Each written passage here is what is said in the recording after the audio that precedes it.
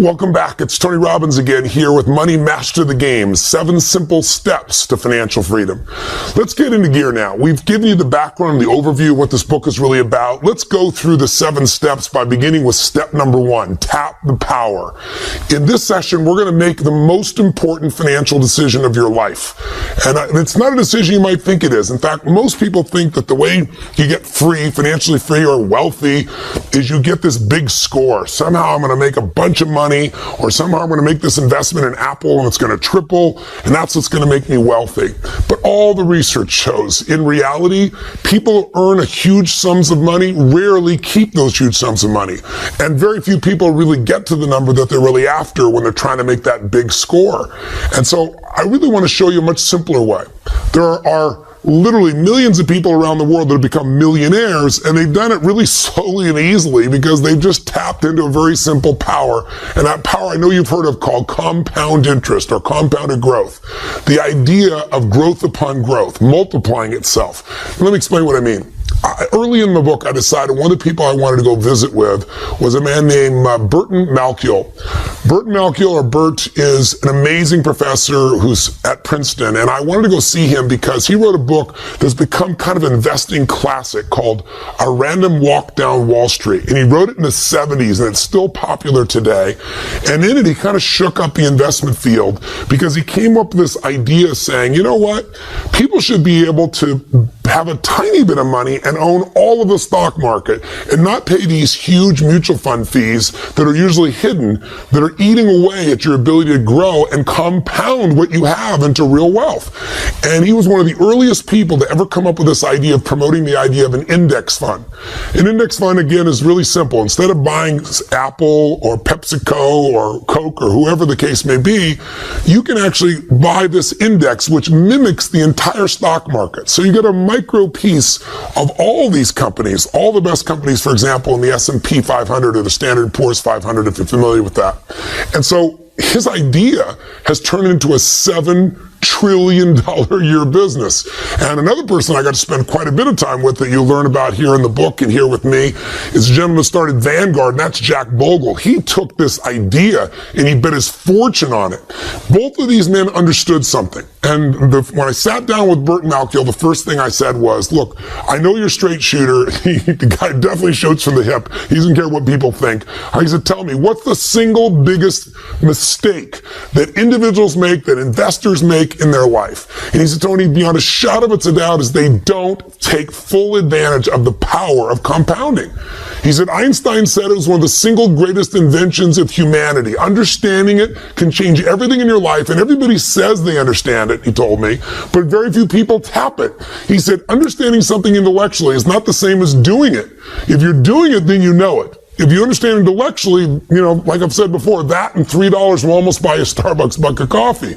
So what you really have to understand is how it works. And so I asked him, I said, Bert, what's the best way to teach it? And he went into this riff, and you know, he's in his late 70s, and it was kind of like I've read him describe this before, but watching him do it there in front of my eyes, his eyes sparkled and he got all in state. You can see he's done this so many times, but it's like a great musician, you know, it's like a Bruce Springsteen going off and doing a riff there directly for you. And his riff was to tell me the story about William and James. He said, tell me to give you a real example. Let's take two guys, William and James, and let's say William starts out at 20 years old, and he starts taking a little bit of his money and just locking it down and setting aside and investing it. Let's say he takes $300 a month, $4,000 a year. And he puts that aside and he doesn't touch it, and he puts it in the stock market, and let's say over time he averages 10%, and let's say he does it in an index fund so he's not being taxed continuously, so it grows tax-free until the time he's going to take it out. And let's say he makes that investment, stay with me now, William makes that investment from the time he's 20, puts away that $300 a month, that $4,000 a year, till the time he's 40, he never makes another investment again. That's it. And then we see what he has at age 65. And then on the other hand, he has a brother named James. And James, he doesn't get started when he's 20. He doesn't get started when he's 30. He waits till he's 40, and then he starts to say, God, I better start doing something. So he does the exact same thing his brother did. He starts putting away $300 a month, $4,000 a year roughly. He gets the same exact return, let's say of 10% in a tax-protected environment. And at 65, from 40 to 65 is 25 years. So he spends 25 years putting money in the system. Think of it, $4,000 times 25 years is $100,000. His brother, William, he only did this for 20 years. 20 to 40, 20 years, times 4,000, 80,000. So the second brother, William and James put in significantly more money into the system, done it longer, but at age 65, they both got the same rate of return. Who do you think is doing better off? I know you know the answer, but the real question is, how much better off? And that's what most people have no clue of. William, who started earlier and quit earlier, has 600% more money. Not 20%, not 50%, not 600% more money. At age 65, both these men who got the same rates of return, but one started earlier and quit earlier, he has $2.5 million for William. And James, who started later and put more money into the system, but he started later, so he got less compounding, he ended up with $400,000. A $2.1 million difference. Now, that could be the difference between total financial freedom for somebody or doing okay for a while and at 70 having to get a job to be somebody greeting people at Walmart. See, this understanding of compounding is how you can free yourself from this idea that somehow you've got to make this giant score, because the more you try to create that giant score, even if you get it, usually isn't kept. And how can I say that? Because I've been in this business working with people, some of the greatest entertainers, actors, musicians, sports stars, government officials who go off and make money afterwards. And I can tell you one thing, rarely do they keep it because they've never understood how to really tap into this power. And I'll give you one more example because Bert gave it to me at the time. He said Ben Franklin, when he was, living alive, there were two cities that were kind of like sister cities for him. And it was Philadelphia and Boston. He went back and forth between them. They felt like hometowns to him. So when he died in 1790, he gave both cities $1,000, but the control and the guide was they couldn't be touched. The money had to be invested, had to be left alone for 100 years. After 100 years, he already calculated what he knew it would be worth. He said they could both take out $500,000. That 1,000 would be worth 500,000, he had calculated, or more. It was actually worth a lot more. And then at 200 years, they have to leave the rest in and let it accumulate, and at 200 years, they could take all the money out for both cities. Well, both cities got a $500,000 hit from a $1,000 investment 100 years out. That's pretty amazing mathematics when it grows. You think about that. Nothing was added to it. It was just natural interest growing, the growth that happened in the market. And then what happened in 200 years? That $1,000 had grown to $6.5 million, even though they'd already taken $500,000 out and it didn't get to compound for 100 years.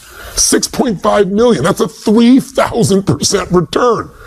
So compounding is amazing. And I know you've heard of it. I'm sure you've got examples you've heard. But what I really want to do in this particular session with you is get you to take step one to financial freedom. And that is to start tapping this power.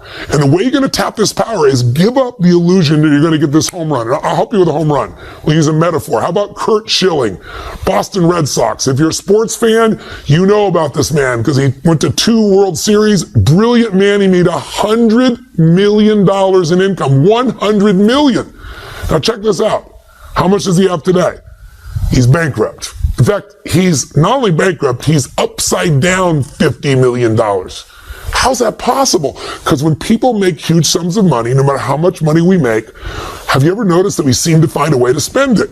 And you say, that's impossible. But when you make that much money, you buy yourself a business or you buy an island, and guess what? You can be upside down so quick and make your head spin. How about, if you're old enough, maybe you remember LA Confidential and the woman who won the Academy Award for that, Kim Basinger. Or maybe if you've really been around a while, you remember 9.5 Weeks. She was the highest paid actress of her day. She was getting $10 million a movie at a time when no one ever dreamed of those kinds of numbers. But guess what? Today, she went through bankruptcy. She bought a little town, paid $20 million in Texas for a town, made some bad mistakes, and went bankrupt. I could give you a list that'll make your head spin. I mean, some of the greatest people that found themselves, if not bankrupt, completely busted. People like Willie Nelson, Marvin Gaye, Francis Ford Coppola, who did Godfather, for God's sakes. These are people that made more money than most people ever dream of. Or how about Mike Tyson? Mike Tyson made $500 million in prize money. He actually earned $500 million and then went bankrupt. In fact, he was upside down $27 million. Michael Jackson reportedly had a contract for almost $1 billion, and he couldn't make the payments on his ranch, the Neverlands Ranch, of $25 million. And after he's passed away, people made a fortune, like a lot of artists. But at the time of his death, things are pretty rough. So it doesn't matter how much money you have. In fact, most people describe what happens with, let's say, a fighter, even somebody as brilliant as Money Mayweather. Brilliant guy, unbelievable fighter. But you know, if you talk to nobody less than 50 Cent, his former friend and partner, he said, let me tell you what he does. He goes out and he fights, he gets the money, he spends the money, and then he fights. He said, and you know, he carries around a Louis Vuitton bag full of literally $1 million in cash, just in case anything special happens he wants to take advantage of. So, God forbid if something happens to this man and his ability to fight, he could be in real trouble. We can't do that. And it's easy to make fun of somebody else and go, well, look at what they're doing. But don't most Americans really, like, instead of fight, say work, earn the money, spend the money, work? That cycle is the worst cycle on earth, and that's a cycle I want to get you out of right now, today, by tapping the power and making step one the most important investment decision in your life. So what the heck is it?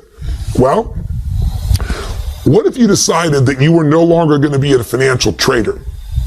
What are you talking about, Tony? I'm not a financial trader. I don't invest in stocks. I don't do that stuff all day long. Most Americans are financial traders, even though they don't think of themselves that way. Why? Because if you're trading time for money, you're making the worst financial trade in the world. Your goal, and the goal I have for you with this book, is to make money your slave. You want money to work for you, so you don't have to. Until that happens, you'll always have some level of uncertainty or fear or stress or insecurity, because there's only so many things that can happen that mess up your income flow and you're in trouble. What would it feel like if you could build what I would call a money machine? Something that made money while you slept. Something that literally every day of your life, even if you weren't working, could provide you an income without ever having to work again. Because see, I ask people all the time, what are you investing for? And people say, well, I don't know, I'm doing my 401k so someday I can retire, or I'm investing so that I can get, more assets or a bigger nest egg. No, you're not. You're investing for one thing and one thing only. You're investing because you want an income. You want an income that will last longer than you live. In fact, I mentioned before, the number one fear of baby boomers today is that not they're going to die. That's their number two fear. The number one fear is I want to run out of money while I'm alive. And millennials have the same fear because, according to statistics, about 70 to 75% of the people are going to run out of money before they die. And we're all living longer, so the chance of that happening is off the charts unless you and I create a money machine. What does that mean? It's really simple. The most important financial decision of your life is deciding that a portion of all the money you earn in your life is yours to keep, that you're not going to give it up. It's for you and for your family, and you're going to keep a portion of what you earn forever, and you're going to grow it. That you're not going to give it to, Kate Spade, you're not going to give it to the Gap, you're not going to give it to whoever you normally gave it to. You're going to keep that for yourself, and you're going to grow it into something that literally will make it so you don't have to work as long as you live. I call it a money machine because it's really simple. If you were to just think of yourself right now as you're a money machine, if you take a look at this graphic, here you are, you worked your tail off, and what happens? You use your efforts to get money. You trade time for money. You take work and effort for money. But what if you just did something so simple? You already know to do it. You're just not probably doing it at the level that you could. What if you made a decision that a percentage of what you earn, you're never going to see it? It's just going to instantly and automatically be put into building this money machine, where you're going to take a portion of what you earn, 10%, 15%, 8%, 20%. You get to decide the number. But a portion of what you earn, no matter what, before you ever see it, It's almost like a tax, but the tax is paid to you instead of the government. The tax is for your future self. The tax is about creating financial freedom, so you're not like most people who end up their life being stressed out all the time, where you're the person that can do what you want, when you want, where you want, with whomever you want, because you got freedom. How do you get there? You take a portion of this money that you've done right now and you've earned, you automatically start to fill up this money machine. And just visually imagine, as you work, more goes in, you fill it up, and there's a point, a tipping point, if you will. We call the tipping point a critical mass. There's a point where the money you've saved and invested will have grown to a point that there's enough there that if you were to get just a small return on your money in a secure environment, the income off your investments, just the income, the investments are still there, the money is still there, that critical mass, that nest egg is so big that the interest you make on it alone, that interest gives you the income you need to live your life as long as you live without ever having to work again as long as you live, period. Now, I have that privilege, and I'm fortunate to have helped a lot of people establish that who thought it would never happen, because they don't understand that when you take that little piece aside, you're not just putting in this money machine. If you're smart, if you do what we show you in this book, the other 6 steps, that money won't just sit there accumulating. That money is going to grow. That money while you sleep is going to make more money and grow and grow and grow, so you get to that critical mass, that nest egg, that peak number where the income frees you for the rest of your life. Now, here's what's ironic. I mentioned this before, but I want to reinforce it for you. If you do this, you will get to the point where you won't have to work. And then I will warn you in advance, you will work. And the reason why is because the secret to financial freedom is not having to work. It's not working. The idea that you don't have to work frees you up. Us as human beings, we have to do something to be productive or we go crazy. I can't tell you the number of people that I've met who've hit the jackpot and then they don't do anything and they're depressed or they're frustrated or they're bored out of their mind. You just want to make sure that what you do with your time is what you love, that it's your passion. And if your passion is your work, you'll work more. In fact, it used to be that the game, remember, was get rich and retire at 40. And now the game is get rich and retire at 80 or 75 or 85. Like I've told you, my friend Steve Wynn, 72 years old, still going there. Warren Buffett, 84 years old. I mean, you can go to person after person after person. The people who make the most money, people who make more than $750,000 a year, the vast majority say they'll never retire, or if they retire, it'll be in their late 70s. That's because the game is different. But I'm going to tell you something. When you don't have to work, you don't have to, you walk different. You talk different. You feel different. You go, Tony, well, that sounds like a pipe dream to me. That's because you don't understand compounding. Because you're looking for that big score that hopefully someday you're going to get, when really, truly, if you were William and not James, and you took a little bit of money and set it aside, and you just let that grow through time, you can have millions of dollars for yourself. And I'm going to show you how to make sure to maximize it. I'm going to show you how to make it more tax efficient so you keep more of that money. I'm going to show you how to diversify it so you protect it. I'm going to show you what I've learned from the best people on earth, but none of it is any good if you don't decide on a specific number that you're going to automate to make this happen. Now, I know when I say this, a lot of people say, well, how much?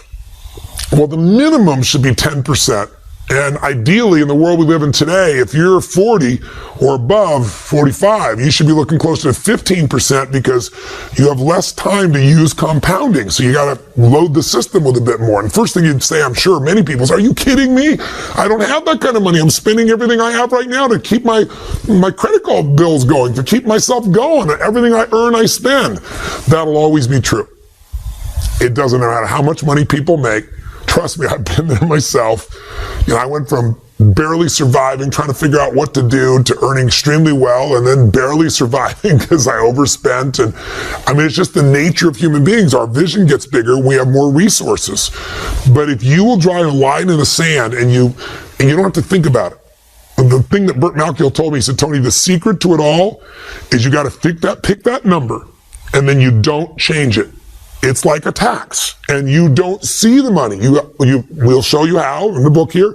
You automate it so that money is taken out immediately. if you run your own business or you go to work somewhere and they raise our taxes by 5%, 8%, 10%, you're going to hate it. You're going to be mad as hell, and it's still going to get paid. That's just the way we are as human beings. So why not create a freedom tax? And it's really not a tax at all. What about a freedom gift? I call it the Freedom Fund. What you want to do is decide right now, what percentage, and by the way, I'm going to mention one thing. You might say, well, Tony, I'm already doing this. I'm already contributing my 401k. Then I want you to decide right now, and I'm going to show you how to maximize your 401k. I'm going to show you get rid of the fees in your 401k. They're eating up your compounding. You're compounding fees if you don't know what you're doing in this area. But if you're already doing this, I want you to pick a number right now that you might increase to. And before you pick the number, whether it's 10 or 15 or 20, whatever that number is, you're going to want to decide it and not change it other than increase it maybe in the future. And you're going to make it automated so that money goes into your Freedom Fund. Not a savings account, a place where you're going to be investing that money and growing it till it hits a critical mass that throws off the income you need so you never have to work again. So you have that true financial freedom.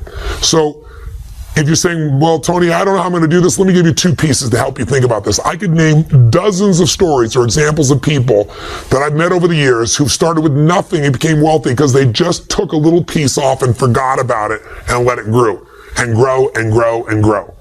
But I'll give you one of my favorite examples, Theodore Johnson. This is a man who never made more than $14,000 a year in his entire lifetime. He worked for UPS. And he only did one thing different than most people. At late stage of life, in his late 80s, he's worth $70 million. He did not inherit any money. All the money came from compounding $14,000 a year. How did he do that? He committed to one thing. He decided 20% of all he earned was going to be set aside. Every check, every bonus, every situation, 20%. There was no excuses. He'd have to find a way to do things differently, earn money other places, but that 20% was sacred. And it compounded over a lifetime for him and gave him $70 million. In his late 80s, he donated $35 million away, still had $35 million. And guess what? Never made more than 14 grand. I mean, there's no excuse. When you understand the power of compounding, it's game over. But you gotta get beyond your knowing what it is to acting. And that's really what I'd like you to do right now. So right now, why not make a decision right now in this moment and say, this is what I'm gonna do. I'm going to stop trading time for money. I'm going to make money work for me. I'm going to make money my slave. And I'm going to make a decision right now that no matter how hard it may seem in this moment, I'll get used to it. I've got to decide a number that I'm going to set aside, and that number is not going to move, and I'm going to automate it. What is that number for you? Is it 10%? Is it 15? Is it 18, 20? Is it, gosh, I got to at least start with 7? What's the number going to be? Make a decision right now.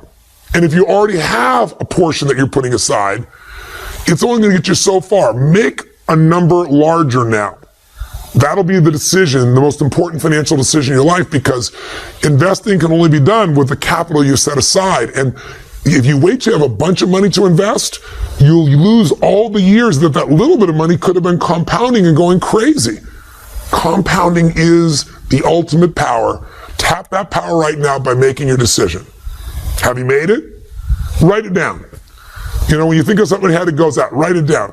Drop it right now into your planner. Send yourself an email with that in the headline. What are you going to do right now so you lock it in your head? And so you lock it in your life. And then the question is, how do you go about automating that? Just open the book, chapter 1.3. It'll walk you through how to do it. You can go to Schwab. You can go to TD Ameritrade. There are a variety of people that can automate it, so it takes right out of your check into holding place. You say, well, then where will I take that money? Where will I invest that money? Those are the steps to come.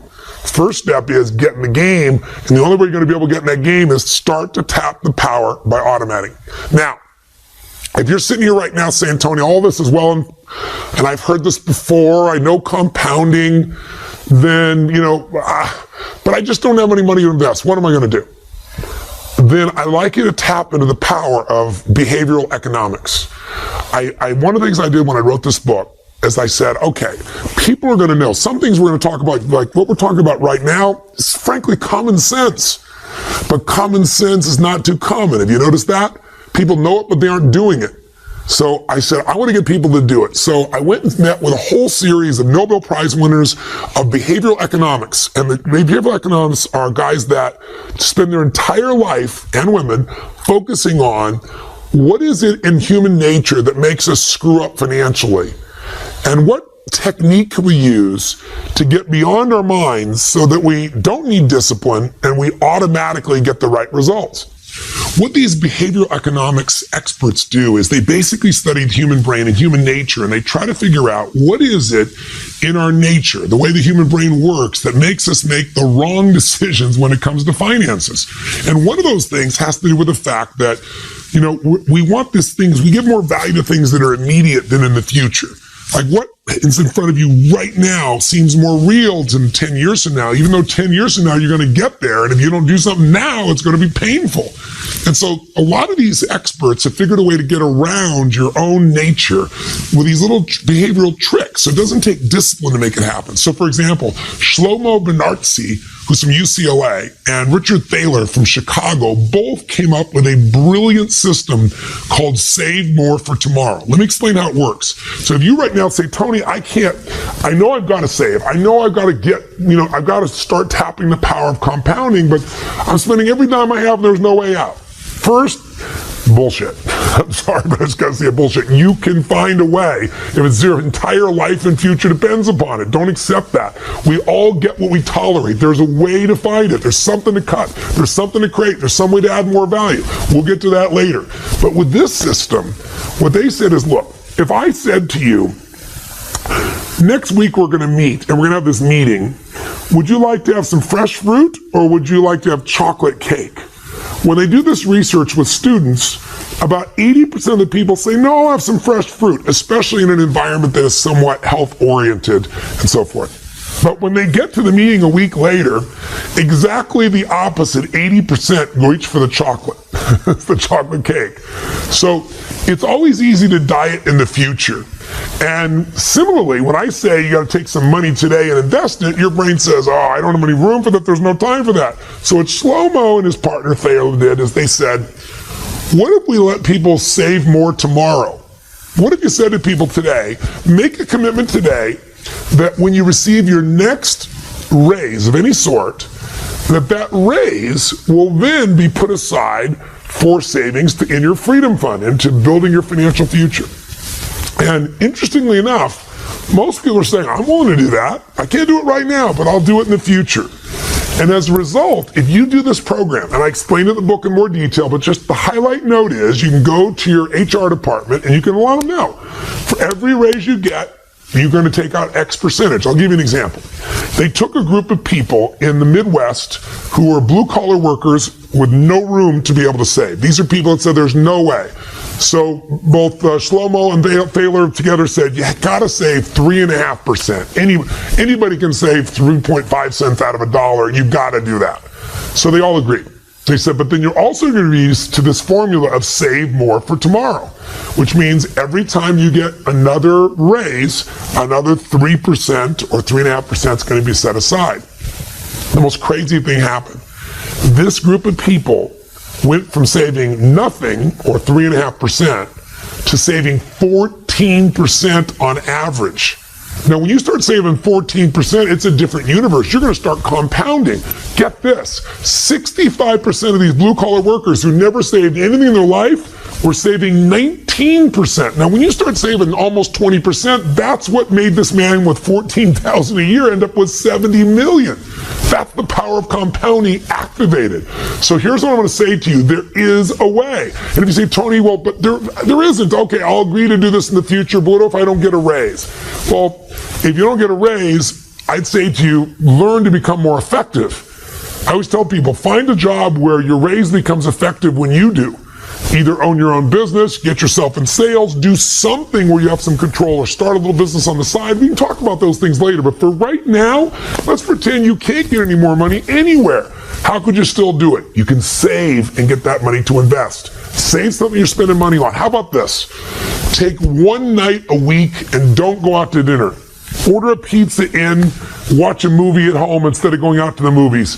You'll save at least $40. In the world we live in today, probably a bit more than that. If you save $40 a week by just having a pizza, not going out for dinner on one of those nights, or not going out and spending that money, $40 a week sounds like so small amount. But if you took that money and you put it in your freedom fund, and you grew it at 8%, and we're going to show you some people, for example, in this book, who've averaged over 75 years closer to 10%, and with very little risk up and down. But let's say you averaged 8%, and you left it in there for 40 years. You know, you're 20 years old, you're 25 years old, you're 30 years old even. Plenty of time. Do you know what that money turns into? $40 a week? That's almost $2,000 a month. At 8% compounded turns into $500,000 by itself. See, the money's going to get spent. The only question is, are you going to compound it in something real, or are you just going to throw it away?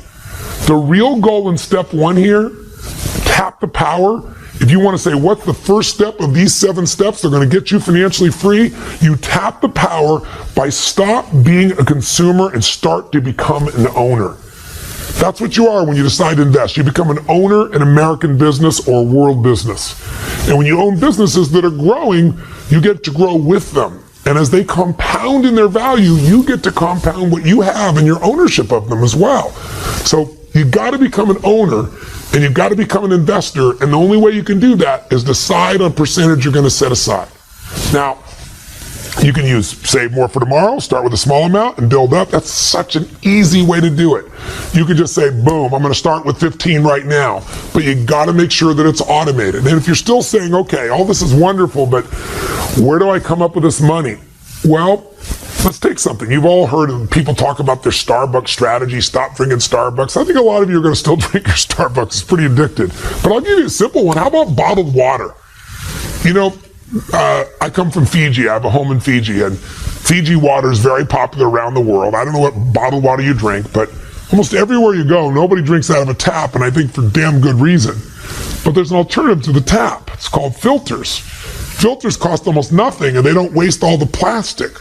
Do you know the average person, if they took 2 drinks of bottled water a day, it's the same as your pizza, right? 2 drinks a day, just think of it, over 30 days, check it out, 60, right, times $2 each, and you start going, I got myself $120 a month.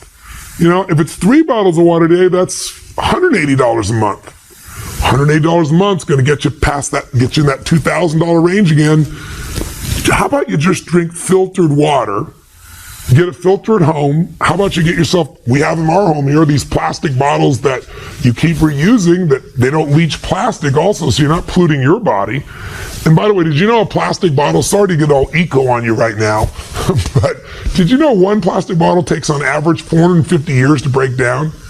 I'm living here on the ocean, and almost every day there's some plastic that'll get rolling in here, and some of it's been out there for 50 years and it's still coming back ashore. It's insane. We're living in a way that makes sense. We're using all this fuel to bring the water from someone else when you could filter it right here. How about you save yourself that money and put another $500,000 in your pocket through time? Just another way of thinking about it. In fact, if you're trying to figure out how the heck do I ever get the money to invest in the first place, I'd say there's a couple places you could look, and I'll wrap this video up. One, you could certainly find some things that you're currently spending money on that no longer give you joy. A friend of mine I wrote about in the books, the lady here she finally figured out she was spending so much money on her car. It was an old car, and the fixing in the car and the fuel in the car. With financing, she'd go buy a brand new car. She went and bought a brand new Cherokee white pearlescence Jeep. She had this giant smile on her face. She'd only been through like 5 chapters of the book, but she figured out, you know what? For the money I'm spending, I could have a much better quality of life. And she was saving money also that she now put in her freedom fund to invest. In other words, money she was spending on the car, she got a better car, and the savings were now creating for a financial future where she wasn't the money machine anymore. Her freedom fund was going to become the money machine. You follow me? So there might be some things you could cut. There might be some things like water or bottled water you're not losing anything. In fact, you get something better for yourself and less wasteful. So that's one approach. Another way is to find a way to earn more. And I'll show you in the book, we'll go through a section where I give you 5 little mini chapters. How do you save more? And I show you all kinds of examples so you have this money. I show you how you can earn more so you can speed up the process. And you say, but Tony, I can't earn more. I'm a school teacher. Well, I have the same mentality. My mom, when I was growing up, she wanted me to be a truck driver. She used to watch those Truckmaster truck driving schools, and they talked about you can make $24,000 a year if you become a truck driver. And my mom said, you've got to do this. You'll be on the open road. You'll have the sense of freedom. Your father's locked down. My father worked as a parking attendant underground in a Century City garage in LA for 30-something years of his life, my natural father. And she said, you'll make twice as much as your father and you'll have more freedom. But I looked around and I thought to myself, I think truck driving is a beautiful thing, but I had a mission of things I wanted to do. And I also thought, I don't think I could ever drive that truck far enough or long enough to be able to have freedom for my family for the future, because I didn't understand compounding. I could show a truck driver today how to do it, but I didn't know how. But I did learn something really important along the way. I was 17 years old, and I went to meet this man. Didn't go meet him. I went to attend a seminar by a man named Jim Rohn, who later became one of my first mentors. And Jim was a personal development speaker. And he would get up and talk for 3 hours, which I thought was a long time. If you've been to one of my seminars, you know that's not a long time. And he would share these tools and philosophies of how to improve your life and a few strategies. And I was very touched by him. And the very first night I met him, he said some things I never forgot. He said, you know what? Everybody wants life to change, but for your life to change, you have to change. For things to get better for you, you've got to get better. And he said, instead of complaining about how you don't have the money and how, things aren't fair or going on a strike, he said, rarely will that get you. Strikes will get you pennies of improvement. He said, the most powerful thing you can do in the marketplace is to understand how the marketplace works. And here's how it works. If you can find a way to do more for others, if you can find a way to add more value and become more valuable, you will become worth more. But you got to be worth more. You've got to be able to say, how can I do more for this business I work on? How can I help them save the money? How can I bring skill sets that make them more profitable? You've got to think about that, because we're all paid in accordance to what our worth is in the marketplace. Not our spiritual worth, not our emotional worth, not what our worth is as a soul, but our economic worth. See, in the world we live in today, there are people that make $7 an hour, and there are people that make $3.5 billion a year. I'm not saying one is better or worse, but I'm saying one has a lot more choices. Now, why? Because if you go to work at McDonald's and you're working fast food, you're going to make about $7.75 an hour currently. I just looked it up. Crazy. It depends on where you live in the country, but $7.75. Now, at $7.75, you don't have enough to really support your family in any way. You're going to have enormous stress.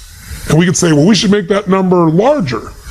But in reality, the reason you make $7.75 if you work at McDonald's is because almost anyone can be trained to do that job, especially the way it's automated today, in about an hour, maybe 2.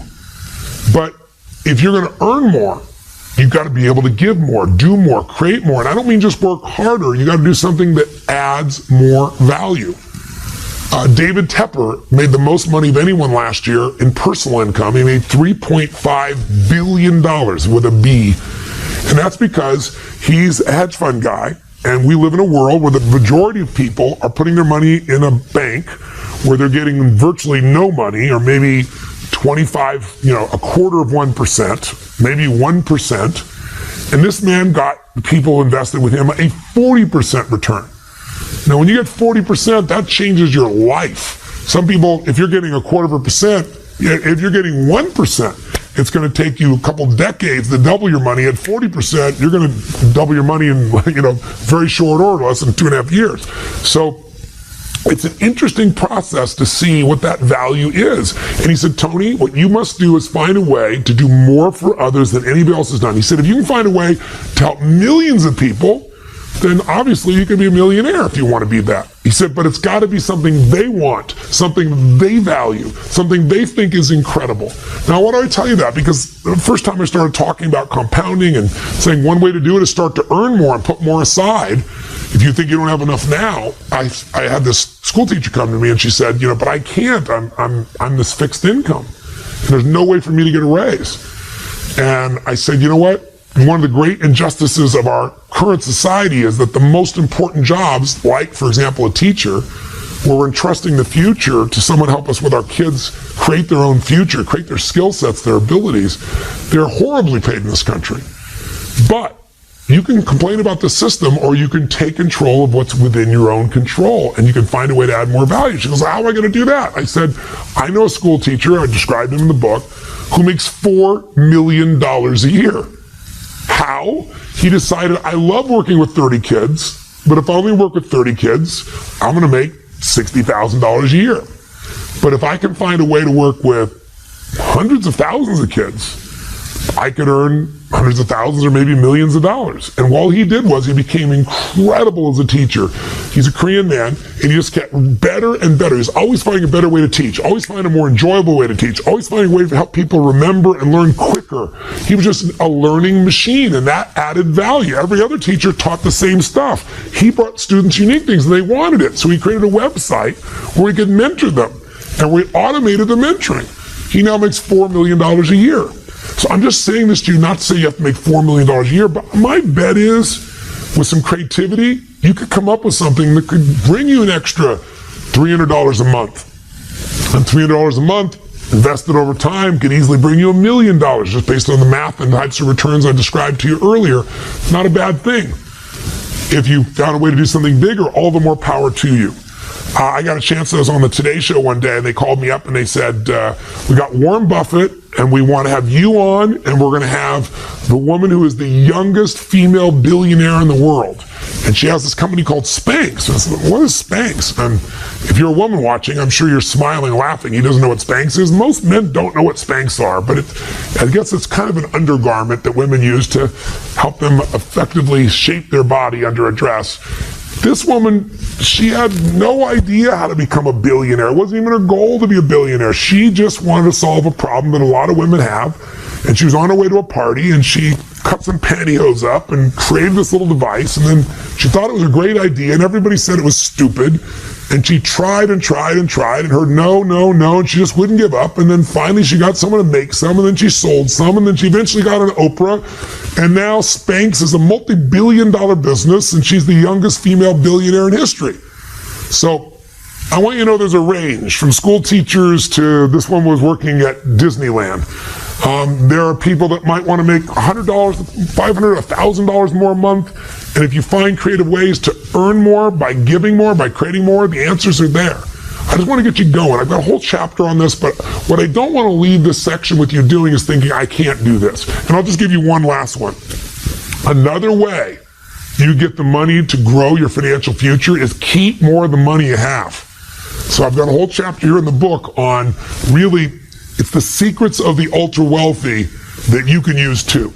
And you'll find it in section 5 of the book. And in fact, it's chapter 5.5 if you want to look it up when you go there. And what it is if you're trying to get financially free, you have to remember what is the most expensive cost that you have in your life. I mean, what is the deepest thing you're going to spend money on in your life? And for the vast majority of humans in this country, at least, and North America and most Western nations, it's taxes. And so taxes, you got to understand, in this country, the IRS, their job is really simple. They're not mean people. I mean, there are mean people in every industry, so I'm sure there's some. They're like Switzerland. Their job is to get as much money as they can from as many people as they can every year.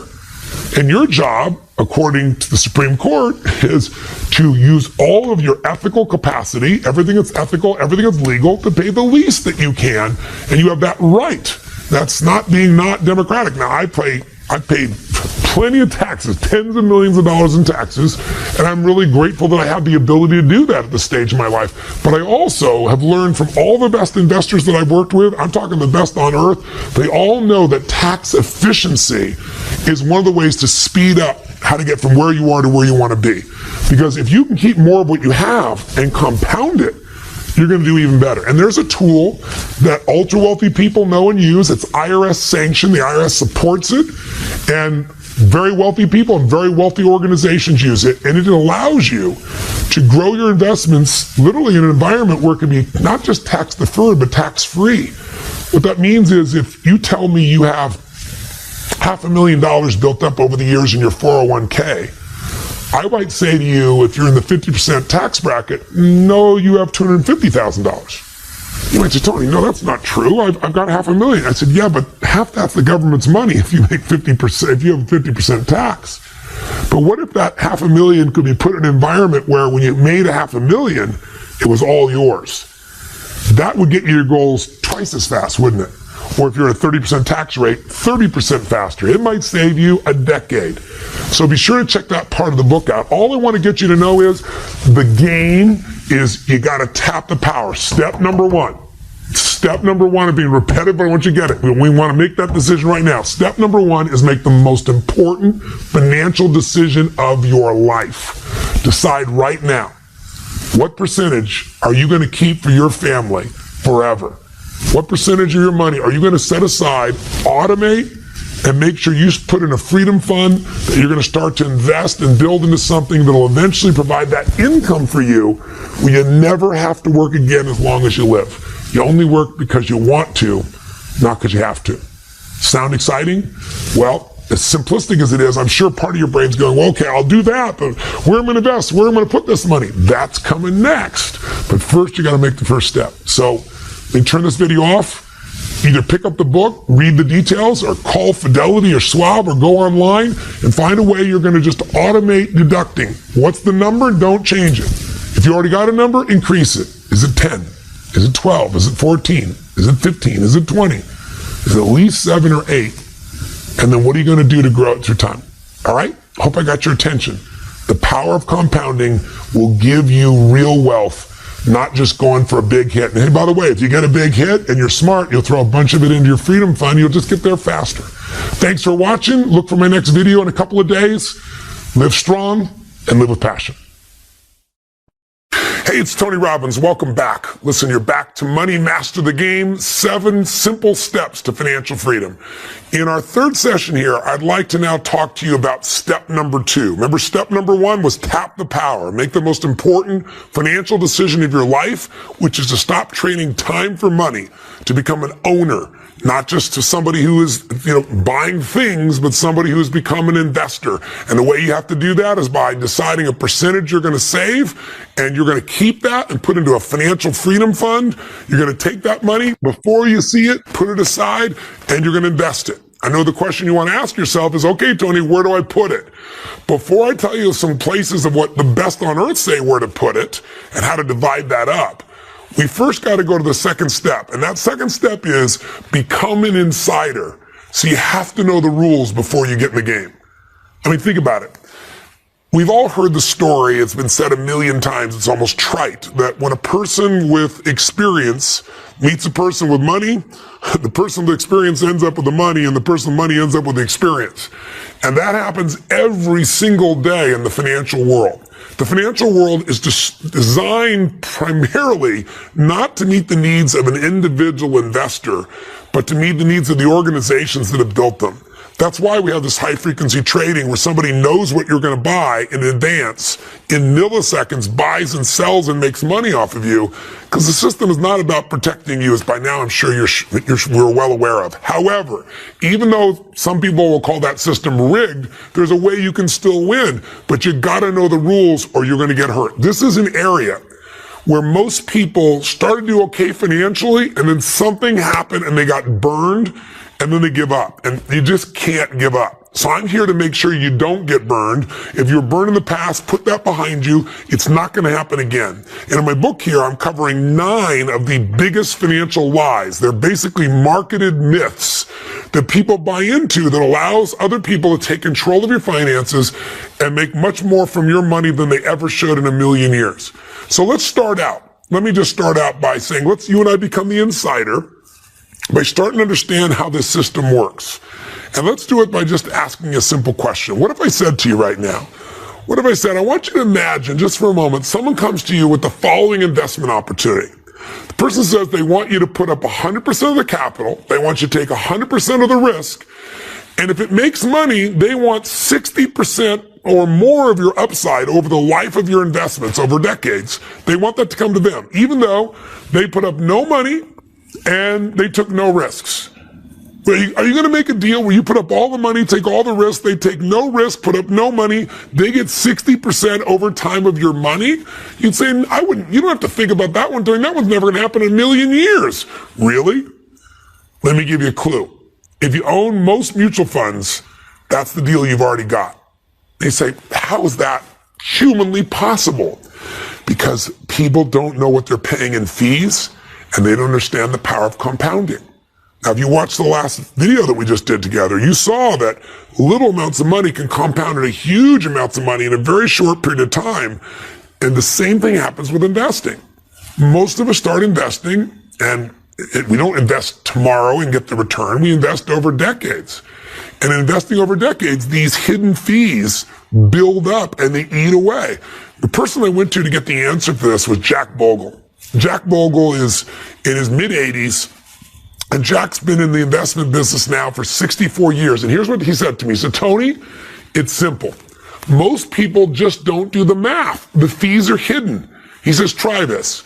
If you made a one-time investment, just one time of $10,000 at the age of 20, someone gave you the money, you put it aside, 20 years old, and you just grew it at 7% per year over time, you'd have $574,464 by the time you got to my age, he said, which was 80. But if you just paid only 2.5% in management fees, and as you're going to learn in a few minutes, most management fees are more than 2.5%. I know they tell you it's 1%, but in this video, you're going to get an education so you don't get robbed in the future. But if you just pay 2.5% in management fees or other expenses, your ending account balance would have been only $140,274 over the exact same time period. I said to him, Jack, how is that possible? I mean, how could people be seduced like this? How could we be giving away that much? He goes, Tony, people don't do the math. The fees are hidden and the compounding happens over time. He said, it's insane. And that's why he built Vanguard. Because in Vanguard, there aren't all these hidden fees. If you were to invest in Vanguard and you say, I want to invest in the stock market instead of a mutual fund, you can own Vanguard's group of the market, this large number of companies, all the best companies, and you might be paying 0.14%. That's not even, say 0.24 is called 24 basis points. That's a quarter of a percent, 0.25. 0.14, you get the idea. It's not even a percent. It's this tiny little number. So as you're investing, the compounding is all coming to you, not going to fees. Now, Vanguard's not the only company like this, but Vanguard is set up as a nonprofit organization. It's one reason why so many great investors make investments in Vanguard. Now, I don't have any investment in Vanguard personally. I don't make any money off Vanguard. It's nonprofit. I'm just telling you because it's one place to go. DFA funds is another. And as we go through the book, you're going to learn where are the best ways to protect yourself. But let's just start for a moment and say, let's you and I say we want to win this game. We want to master the game of money. To master the game, we got to tap the power of compounding. But number two, we've got to become insiders that won't get taken advantage of. We got to know the rules of the game before we get in, or we're going to get hurt. Because in this place called finance, what you don't know will hurt you. So I want to make sure you know. Let's talk about for a second, though, about what is the path to financial freedom? What does it really look like? I like to think of it as a mountain. And if you want to visualize a mountain, maybe we'll throw something on the screen for you at this point. Just imagine that there's two primary steps in investing. The first step is early in your life, you spend most of your life accumulating money. You're working your tail off. If you're smart, you're taking a piece of that, keeping it for your family, putting your financial freedom fund. You're letting it grow. And as time goes by, you're climbing the mountain of financial success. Now, there's a point when you hit the peak. The peak is that when that money machine of yours has enough money in it that you've hit what we call the critical mass, a peak level where from now on, if you would invest that money in a relatively secure environment, the income from your investments would provide enough income for you to never have to work again. So step one is you climb the mountain. And climbing the mountain, there's a lot of things that knock you off the mountain, like bad fees, like bad advice, like bad investments. They can throw you back down the mountain, starting over. But if we can help you, and that's what I'm going to do here in this book, I'm going to guide you up the mountain. But once you get to the mountain, nobody talks about this. Most of the financial planners don't, and certainly brokers don't. You have to decide at some point, I'm going to take the money I have and I'm going to start taking it out, and I'm going to start to spend it. I'm going to start to ski down the mountain at some point and just take in life, take in my family, enjoy what I'm doing in my life. And hopefully that'll last for you 2 or 3 decades. Because today, if people retire at 65, the average person lives to be 85 if they're 65 years old. That's 20 years of retirement. And that's the average. Many people live 30 years. So that's a long time to get skiing and enjoying. But to do that, you got to also, as part of this book, say, when do I start taking the money out, and how do I make sure that money's going to really be there? Because if I climb the mountain and then the stock market drops 50%, then I'm no longer at the peak of the mountain. I'm almost starting over. I might be 65 years old, like what happened to people in 2008. Now, let me give you an idea of how we're going to help you get up that mountain. The first thing we're going to do is start looking at what those myths are that if you don't understand them, they can take you down very quickly, like missing the rocks and dropping quite a ways. And one of the first myths that people tell you all the time is, give us your money, we'll beat the market. Well, let me give you an idea of where do most people in America put their money. They put it in a 401k, right, or some form of retirement account. There aren't many pensions that are left unless you work for the government. Few very large organizations, but very few. And so your goal is to have a pension eventually. Your goal is to have an income for the rest of your life where you can ski down the mountain and have a great time with your friends and your family and do what you want to do. So how are we going to build up to that? Well, most people don't know where to put their money. Most people work their tail off at their job. They come home. They want to be a great lover and friend and parent, and they want to make a difference to their community and take care of their family. And we got so many things. Then we got to be an investment expert on the side. And because we're not investment experts, the people that are the experts, they know how to rig and wire the system to chip away at what we have and compound it over time to get the majority of the profitability if we let them. In fact, David Swensen gave me a great quote. David Swensen is the gentleman who's the chief investment officer for Yale, and he took their endowment fund, which has taken a century, I guess, to accumulate of $1 billion, and he converted it into 24 billion, to be exact, $23.9 billion today. And he did it in 2 decades. It's unheard of. He is the rock star of institutional investing. So if there's anybody I want to go to and say, where do investors put their money? Should they put it in mutual funds, which is where almost everybody does? In fact, he calls it the $13 trillion lie. And let me give you the exact quote of what he said to me. Quote, when you look at the results on an after fee, meaning after paying all the fees, and after tax basis over any reasonably long period of time, there's almost no chance that at the end you're going to beat an index fund with a mutual fund. Now, he wrote a book, by the way, called Unconventional Success, and this is a guy that is unmatched in the business. So most people are saying to you, and I talk about this in chapter 2.1, they're saying the first lie is we're going to beat the market. And most money managers are doing it through a mutual fund. But to give you an idea, here are the statistics. And this is a statistic you should know. If you forget everything else on this video, this one will free you from hypnosis and from the marketing. Because by the way, ask Jack Bogle, how is it people are putting the money in mutual funds when they're putting the money up, they're putting all the risk, they're taking all the risk, the other people aren't, and they're getting all this money taken out of their pocket? And he said, Tony, it's marketing. He said, you can market anything. We marketed people to smoke cigarettes for decades. You can get people to do the dumbest thing. First time you smoked a cigarette, what was it like? You can go, yumbo, you cough like crazy, but then your brain went, hey, the sex will be worth it. Because you saw this advertising and it convinced you. He said, that's all we've done with mutual funds. That's all we've done with these financial institutions. So here's the statistic you need to know. 96% of all mutual funds, stay with me now. 96% of all mutual funds do not match the market, the general market, over any 10-year period of time. I want that to sink in for a second. What does that mean? You have a choice. You can go to a mutual fund. Most mutual funds are going to tell you, if you ask the person, what are my fees? And they're going to say, well, the fees here is 1%. That 1% is usually what's called the expense ratio. But if you were to actually go through and stay with and go through the 30 or 40 or 50 page document and read all the legalese, you'll find out something very different. In fact, there's a gentleman who has a degree in economics. His name is Hilton Smith. And Mr. Hilton Smith decided that he wanted to understand why was the market going up, but his account wasn't going up. And having a degree in economics, and he worked for Demos, which is a fund of kind of a brain trust, if you will. And he said, I'm gonna make a project to dig in here and figure out what I'm really spending. And a couple things happened. Number one, Forbes did an article and did some of the work for him. They went in and found out that the average mutual fund in America today charges 3.19%.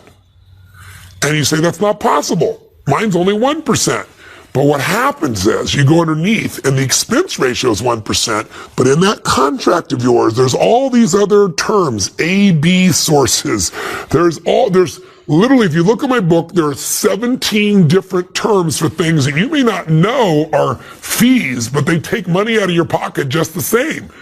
And when you take out 3.1%, imagine you're making a 6% return and your mutual fund costs you 3%. You mean you net 3%? And you don't even net it because now you got to pay taxes on it. And oh, by the way, if you have a mutual fund, most of the mutual fund managers are saying to you what? Buy and hold on to us. But the mutual fund manager doesn't buy and hold. The mutual fund manager actually goes out and very often is trading all those stocks, all those bonds, trading constantly. So when things are being traded constantly, there's a tax impact. When you buy something and you hang on to it, a piece of real estate, anything, a share of stock, and you hold on to it for more than a year, a little past a year, you develop a different tax rate. You get what's simply called capital gains. Today, capital gains tax is 20%. And then you pay whatever your state tax is, as opposed to ordinary income, which might be 50% for you or close to it when you add everything in. So, big difference in what you get to keep. If you're in a mutual fund, they're trading constantly. You may keep the mutual fund for more than a year, but when you get your bill, you're going to get an ordinary income tax rate. So if you're a person who makes, and you're a 50% tax rate, you had 6% return, 3% came out with fees, and now the balance of 3%, you're going to pay 50% in taxes. You're left with 1.50%. You make 1.5% for taking the risks of being in the stock market. It's crazy, totally crazy. But most people just don't know. They have no idea what really happens. So I want you to see two things here. First of all, I want to show you that trying to pick the right mutual fund is next to impossible because 96% of them don't match the market. Well, you could own the market for, let's call it 20 basis points. You know what that means now? It means 0.20. It means less than 0.25%.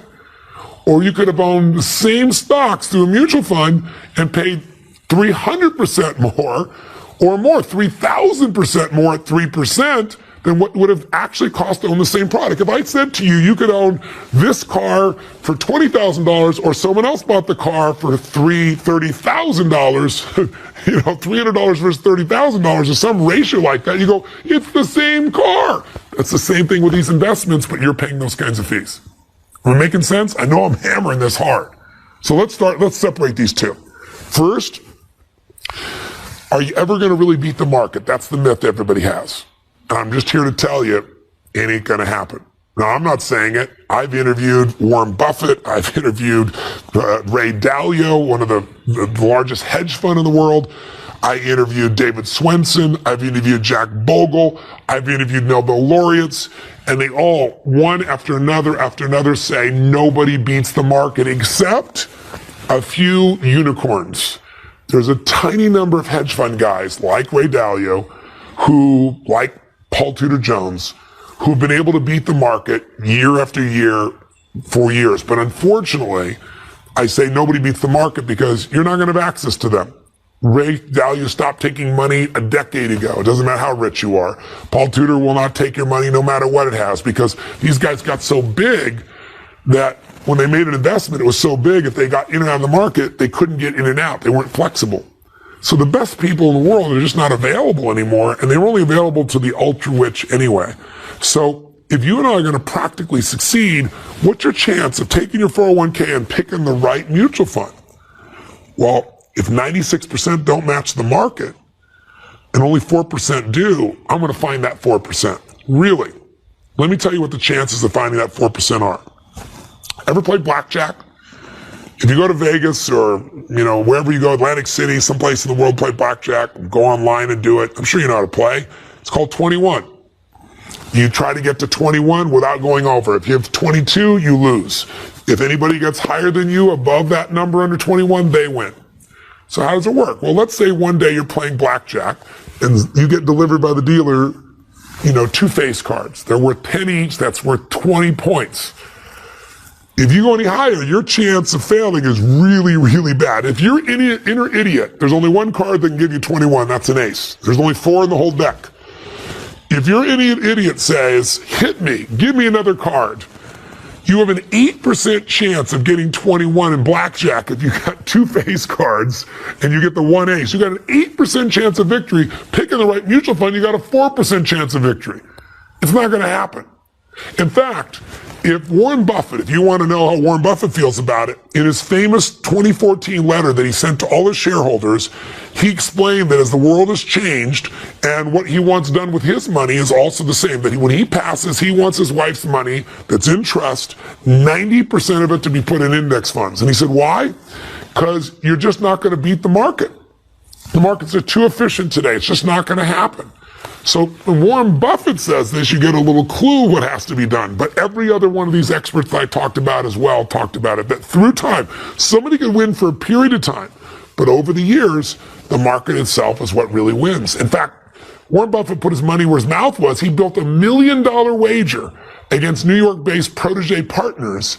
And what was the bet? He bet Protégé that if they couldn't pick, he'd give them up to 5 hedge fund managers, the best 5 in the world, and that the 5 hedge fund managers couldn't collectively beat what the S&P 500 index did over a 10-year period. In other words, he's put his money in an index where there's virtually no fees. They're going to have these huge fees on hedge funds. Let's see who wins.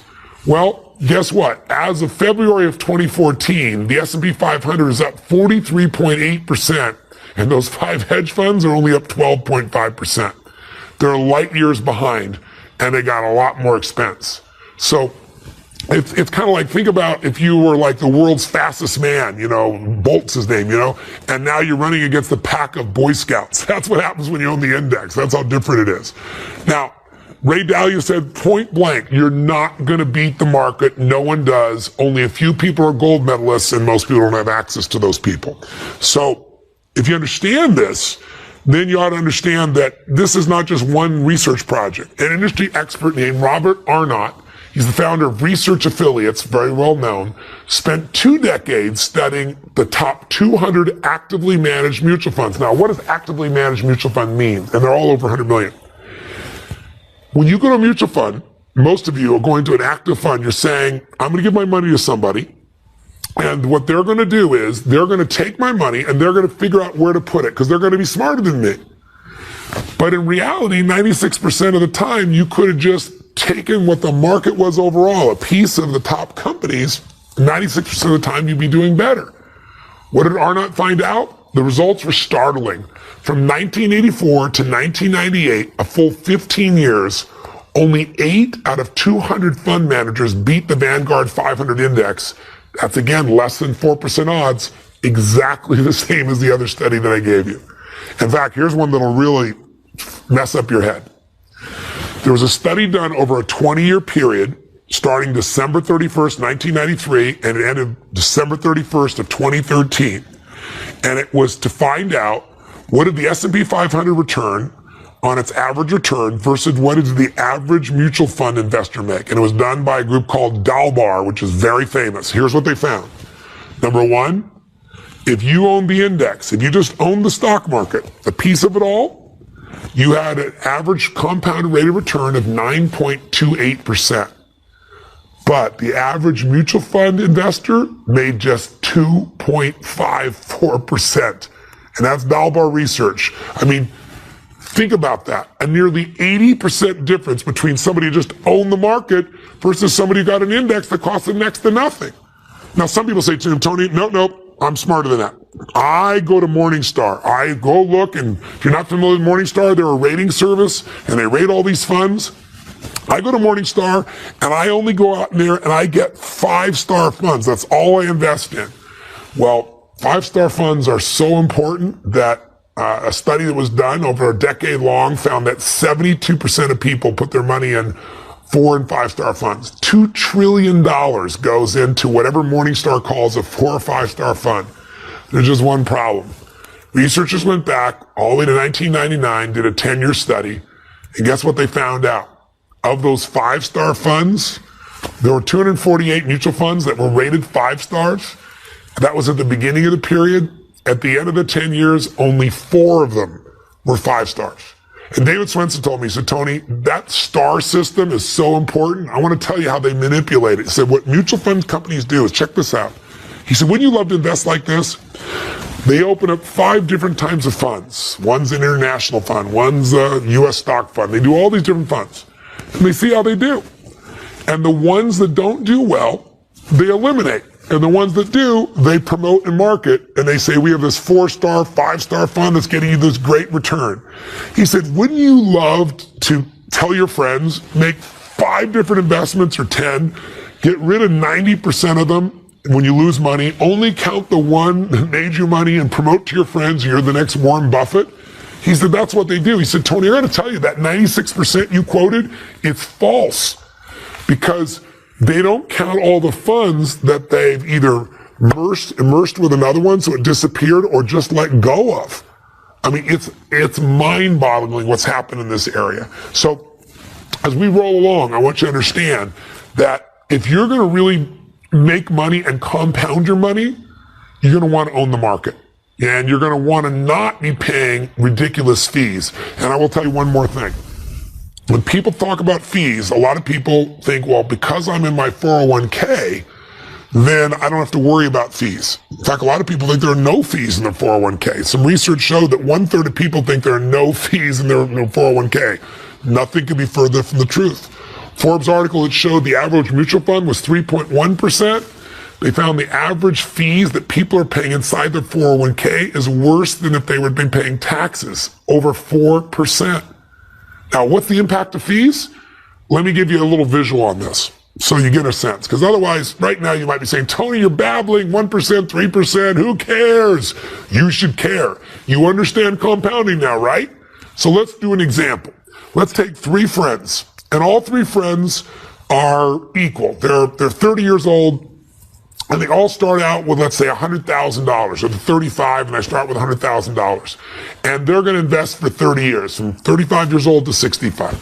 They all invest in the exact same stocks. But one person does it in a mutual fund that charges 3%.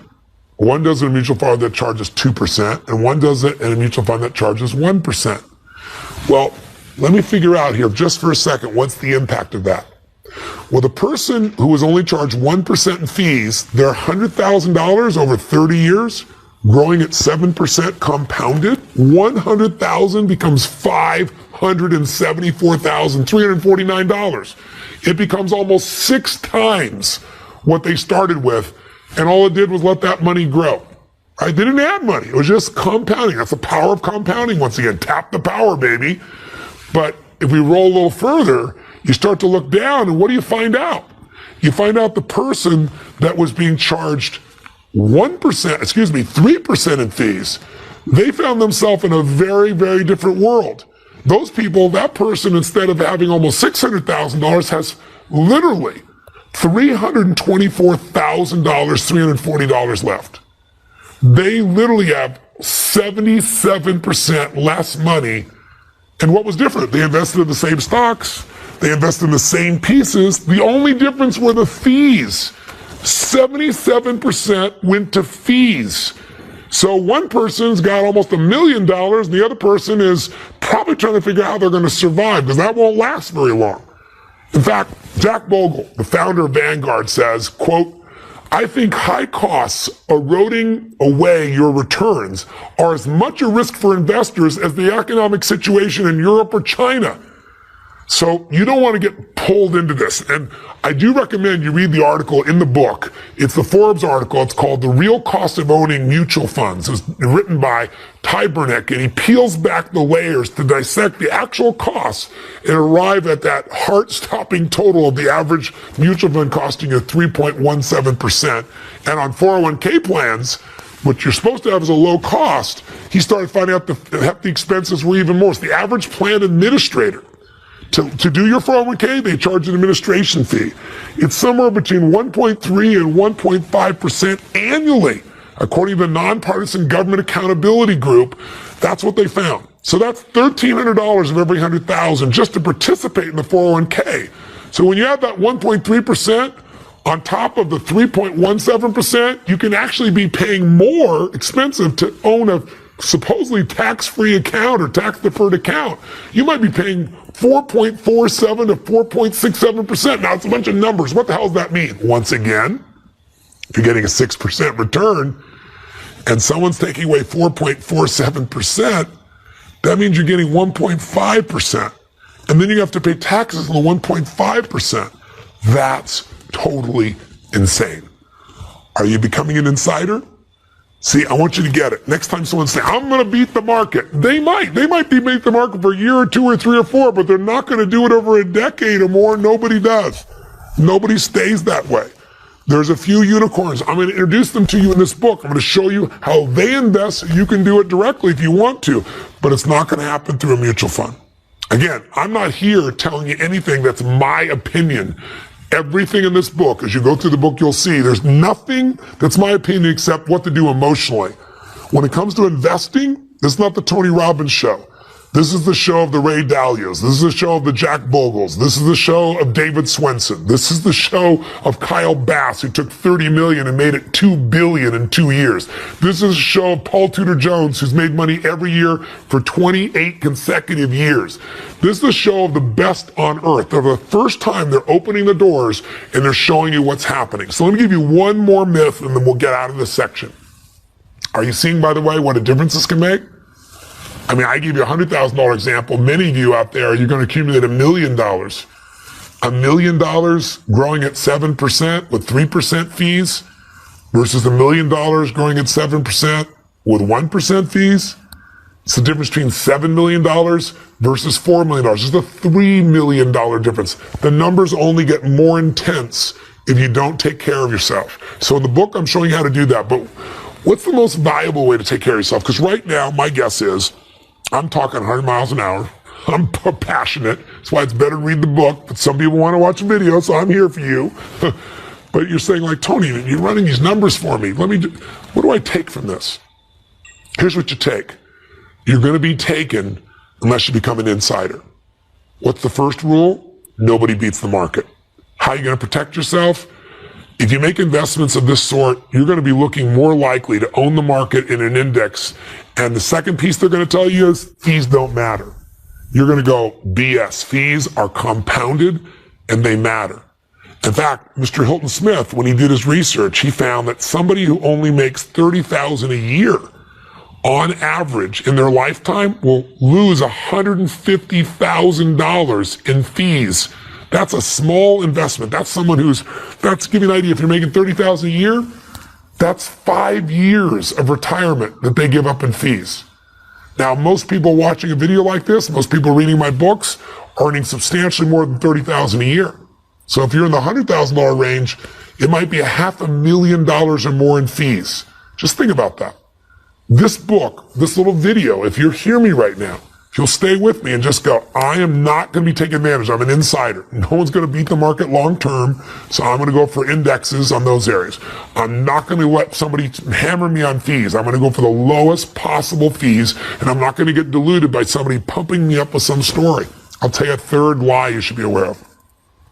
Average returns. Average returns. You might have your broker say to you something like, hey, overall, you're doing good. Your average return is X. Let me give you an example. Let's say you buy a bunch of investments and your broker says to you, well, overall, it's not bad. I'll give you a perfect example. Let's say, imagine a stock market, and this is an imaginary, it goes up, or a stock, you own Apple, and it goes up 50%. and then it drops 50%. And then it goes up 50%, then it drops 50%. Just watch that. Up 50, down 50, up 50, down 50. Look, it looks like a straight line, doesn't it? On paper, it's a straight line. On paper, your average rate of return was 0. You didn't make money, but you didn't lose money. But if you put dollars to this, you'll see it's quite different. Because there's what we call average returns, and then there's actual returns. And I'll give you a clue. Actual returns are the only thing you can spend money on. You can't take average returns. So let's say you put $100,000 in, and it goes up 50% to $150,000. Now that 150 is going to drop 50% down to 75,000. Now it goes up 50%. Oh wow, 75,000 going up 50%. Now I'm on 5,000. I'm off on my number. They'll put on the screen, and then it drops 50%. And look where you end up. You end up not even. You end up down 43.75%. Check it out. And you would have thought you were even. See, these are the types of tricks people use to manipulate your mind and get your money.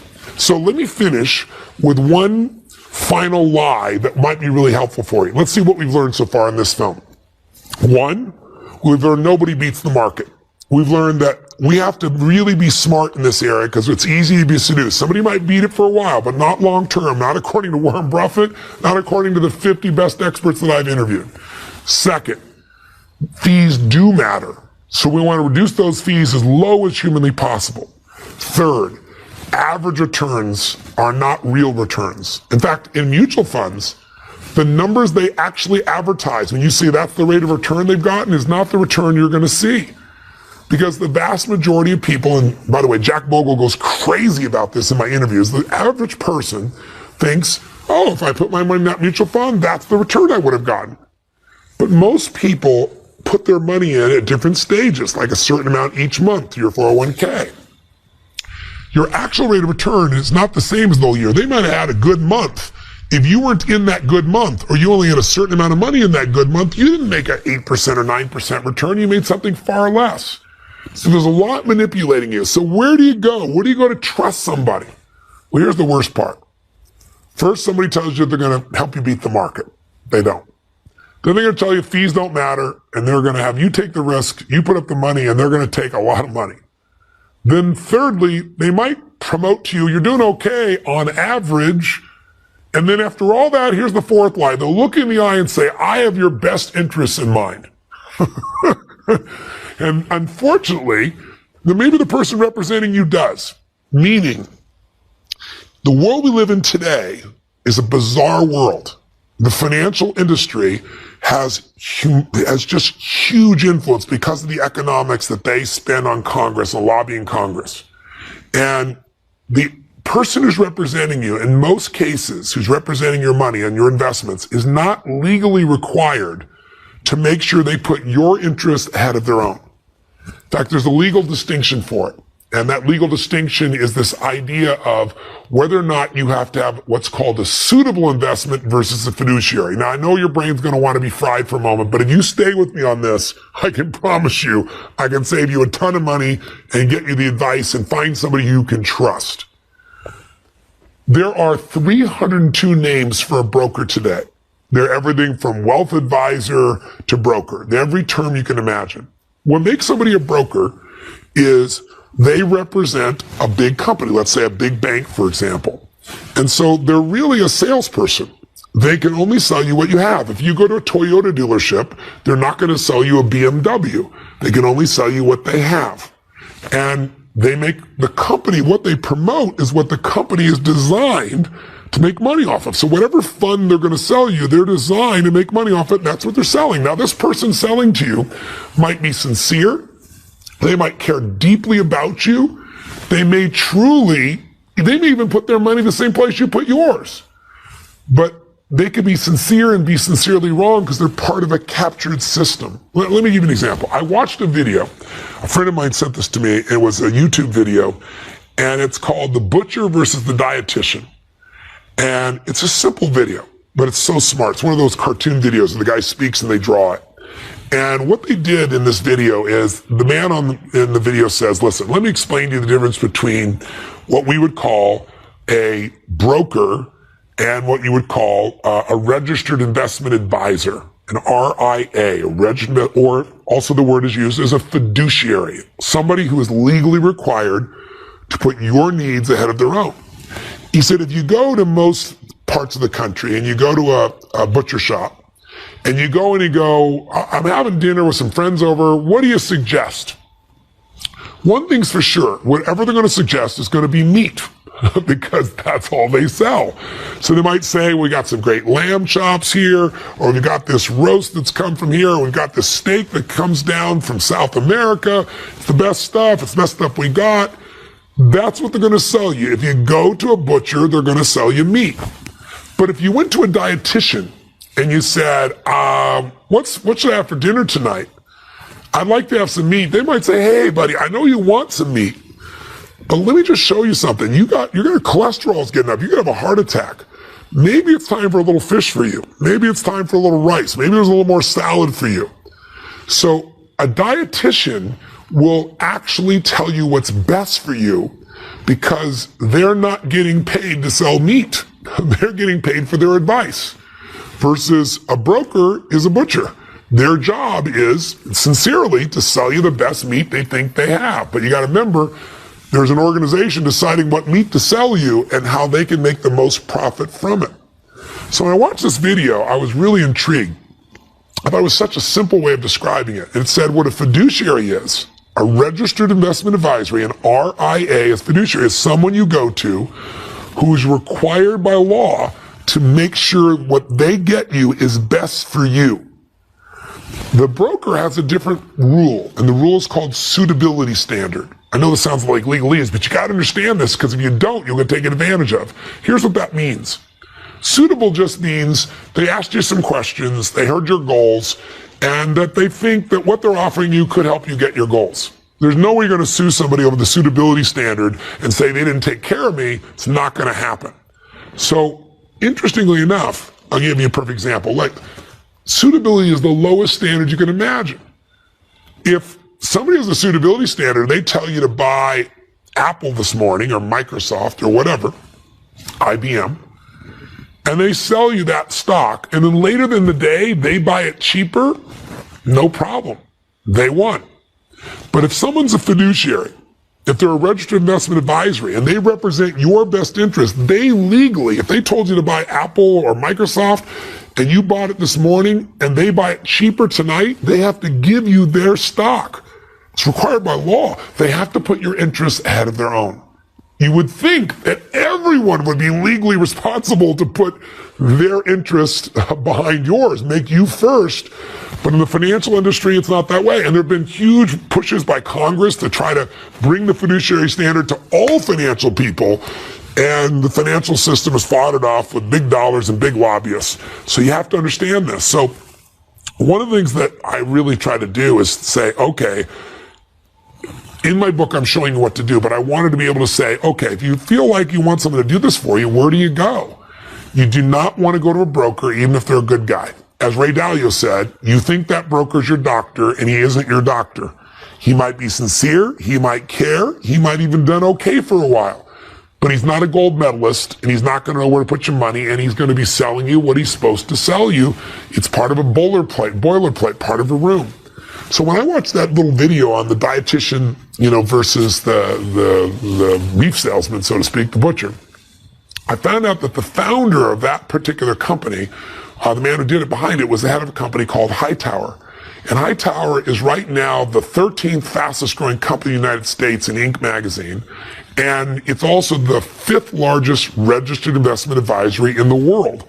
And they have 30 billion, with a B, dollars worth of assets. And I noticed, I went to meet this man, I interviewed him, he started telling me stories about what happens in the system that just made me crazy. He said, Tony, here's the common thing people will do. They'll say, I'll do all your investments for the stock market, for equities, for 1%, and I'll do all your bonds for free. He said, Tony, it's not free. They just don't charge you a commission. And he started walking me through this stuff called bond math, where you might be paying 6% or 6 points on something you thought you were paying nothing for. So I started pitch and catch with this man, and Elliot is just a brilliant, brilliant guy. And so after we spent hours and hours together, I said to him, Elliot, I said, your job, what you've done, as I understand at Hightower, is you're taking care of ultra wealthy people. And you're coming in and you're showing them what all the fees really are. And you're eliminating all the fees. You're not taking the profit. You're just delivering services for a fee, for a percentage. He said, that's right. I said, why aren't you doing that for the average person? He goes, Tony, I'd love to. He said, the system is messed up and, there's no transparency. He said, it's just, you just can't do it profitably with people because it takes so much time to service somebody. And if you're taking a tiny percentage, like 1% or less of their assets as a fee, 95 basis points, less than 1% or less. He said, you need somebody who has a lot of money for the time you do it. I said, I understand that. But I said, the average person is getting screwed. They have no idea what they're paying for in fees. They have no idea how much risk they're really taking. They don't even know what their real return is. Someone's telling me an average return. He said, I know. I said, you should do this. I said, even if you don't make money, you should do this and you should use technology. Because you could get, today, instead of using a human being's brain taking hours to do that, you could do this with technology. And I basically pitched him on saying, I want you to go and think about this and think about how to bring the level of advice you give to ultra wealthy people to the average person.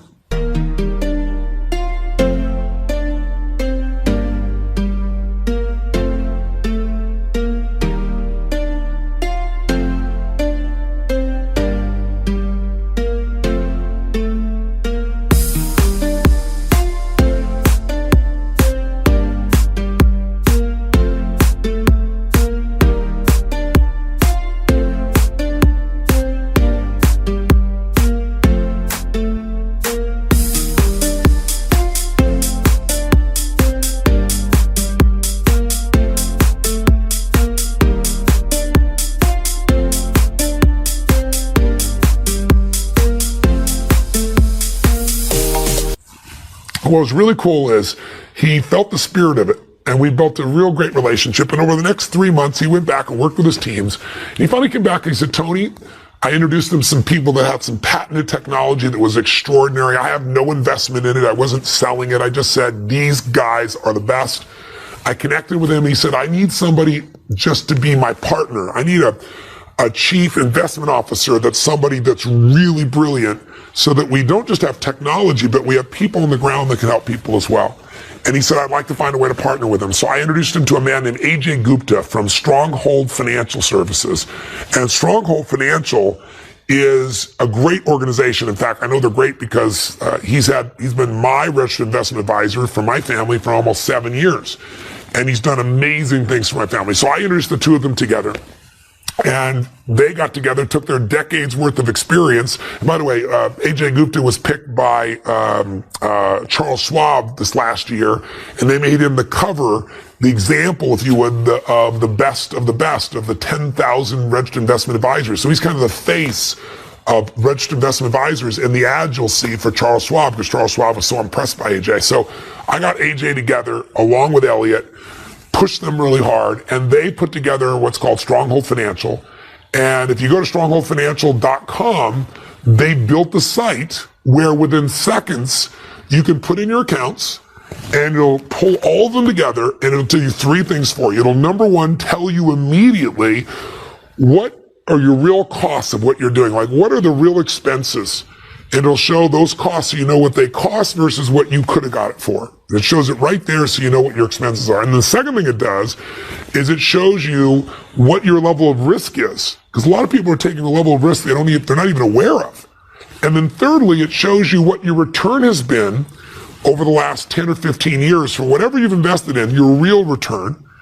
And then lastly, it shows you, it compares if you would have invested in something else, like a different example, portfolio, including one designed by Ray Dalio, the man who has man who created the fund I told you about in the first video that's been 85% successful, made money 85% of the time, backtracking it to literally 75 years. And a man that's, he's made in his own funds, in his alpha fund, he's made 21% per year for 23 straight years. So he designed a fund you'll learn about in the book later on, or a portfolio, I should say. So it shows you how you're doing compared to if you did that, what the risk level is, what the return is. So it's kind of like looking under the hood of your broker. And so I'm really excited. Now, why would they do, by the way, when you're all done, you get to see all this and it's free. And you can now go take that information and you can go invest on your own, do it yourself. Or you say, look, I'd like these guys to become my registered investment advisor, and you can click one button and you can become a client.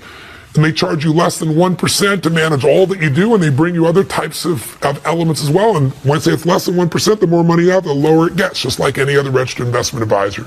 So I'm really proud of helping to kind of put this together. These guys are bringing conflict-free advice to you, and you're on your own to be able to go apply it, or you can work with them. I have no vested interest in this. I could have.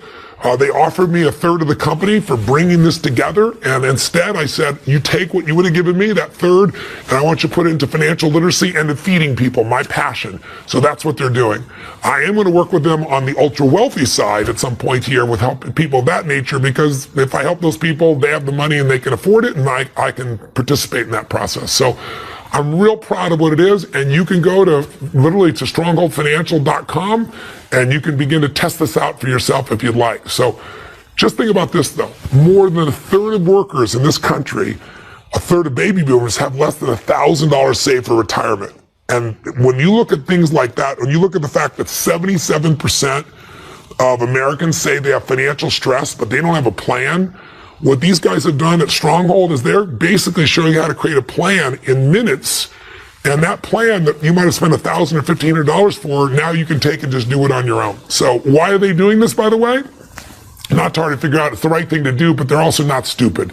What do we talk about? The secret to wealth is do more for others than anybody else. And the wealthy people that they normally manage, they didn't start out wealthy. So they're hoping that if they take care of you now, you get stuff for free. But as time goes by, you'll probably remember them and become a client, and then hopefully a lifelong client and a raving fan, and that's how they're going to build their business. By the way, you might say, well, Tony, is Stronghold the only place I can go? Of course not. What you want to do is go get yourself a registered investment advisor. Now you can, by the way, you can do all this yourself. You don't have to have an RIA. But if you want some advice, you want somebody who's required by law to be on your side. And the only thing I'm going to tell you is this. I've included in the book the website for registered investment advisors all over the country. So I want you to be clear. You don't have to go to the guys at Stronghold to do that. But in the book, I give you 5 things to evaluate to know whether or not they're qualified or not. And I would tell you that not all financial planners are equal. In fact, I'll tell you a statistic that's crazy. And I have this in the book. You can see the actual study. It's crazy. 46% of financial planners have no retirement plan. That's right. 2,400 financial planners were actually surveyed anonymously in a 2013 study by the Financial Planning Association, and close to half say they don't practice what they preach. Now that's crazy. Now to be fair to them, the world is so complex right now, many people don't know what to do. So if you're going to get a fiduciary, think of them 2 ways. I think of it as 2 measurements you want, like a cross. First thing I want to know is, are they really a fiduciary? On this side, to the left is people that are just salesmen. The middle line here is where legally they're required to take care of me, and some people are trained to be a better fiduciary than others, like your lawyer, your accountant. They're a strong fiduciary. They're only going to do what's in your interest required by law, and a very strong fiduciary will do the same. But you can be a strong fiduciary, and we got to measure something else. Are you really sophisticated? Do you have some of the best choices? Do you know investments where I can make a return, for example, where I'm guaranteed not to lose money in the stock market and still get 80% or 90% of the upside? Very few do. Do you know, for example, how I can invest in senior housing where I might get a 7% return and 50% of the upside? To know what other types of investments are available, I need somebody more sophisticated versus less sophisticated. You can have a fiduciary who's really looking out for your interest, but they're not very sophisticated. They're a good person, but they don't know much. or you can get a fiduciary that knows a lot. The wealthy have high sophisticated people. Some get taken advantage of, but the smartest ones have fiduciaries as well. So that's like Hightower. Our goal is move you from left up to right, if you will, to where you have high sophistication and high fiduciary. And that's one of the things we try to do here with Stronghold, to bring some of those resources down for you. But again, you pick who you want. All I'm going to tell you here in the end is make sure that whoever's going to represent you is on your side legally, not just sincere, not just they care. You want a fiduciary. Okay? So we covered a whole lot in this session. My gosh, we covered 4 of the lies. Quick review. Number 1, you know the first of the 7 steps now. You know that the bottom line to getting to financial freedom is you got to tap the power of compounding. You got to become an investor and owner in American stock market or in stocks and bonds. You got to become an investor, period. Real estate, whatever. You can't just be a consumer, and the way you do that is you pick a percentage, you automate it, and you start building a freedom fund. Have you done that first step? If you haven't, when you close this, go to Fidelity, go to Schwab, find a way to automate and take a percentage off that's going to be automated every month where you don't see the money. 2, this session, become an insider. You got to become an insider. You got to know the rules of the game before you get in. Rule number 1, nobody beats the market long term. Get yourself an index if you're going to be in those markets. And there's all kinds of indexes you'll learn. There's real estate indexes, not just stock markets. What you want to do, number 2, is fees do matter. You don't want to be paying a ton of fees. You want to be in that 1% range or below, not 2 and 3%, or maybe even less than 1% if you're just doing it all yourself and you have a small amount. Take a look at your 401ks. In the book, I have a whole chapter on 401ks that's really simple. And if you're an owner, you better read it, because most owners don't realize they're the fiduciary. You're responsible legally to your people to make sure your plan is the best. And if it's not, you can be fined $600,000. Take a look at the book. It'll get your full attention. You're required by law each year to compare your 401k to the best of the best. And if you don't do that, you're exposed by the Department of Labor. Anyway, important piece, 401ks. 3rd, don't get sucked into average returns. Up, down, looks even. You're down 43.75% on that same example, going up 50, down 50, up 50, down 50. So you're not going to get seduced. 4th, even if you like your broker, even if they got a beautiful name like Wealth Manager, make sure who's representing you is a fiduciary. You don't want a suitable investment. How you feel if somebody said, let's go have a meal there. The food's suitable. Or what if you said, honey, how was the sex tonight? Well, it was suitable. You don't want that. You want the best. You want somebody on your side. You want fiduciary, baby. You don't want a butcher. You want a dietitian. Am I making sense? I hope this session's been helpful to you. I'll look forward to seeing you in the future. This video has been designed to be part of this initial series, but I'm going to expand this series as time goes by. And if you're interested, you can find out more in the future. But right now, all the answers you need are in your book, Money, Master the Game. Those 7 simple steps to financial freedom. Take them now, begin them now, take these first 2 steps, and you'll be on the fast track to the wealth you deserve. Thanks for letting me participate. I hope you come online and communicate what you think of our programs, and I hope I someday get to meet you in person real soon. Live strong and live with passion.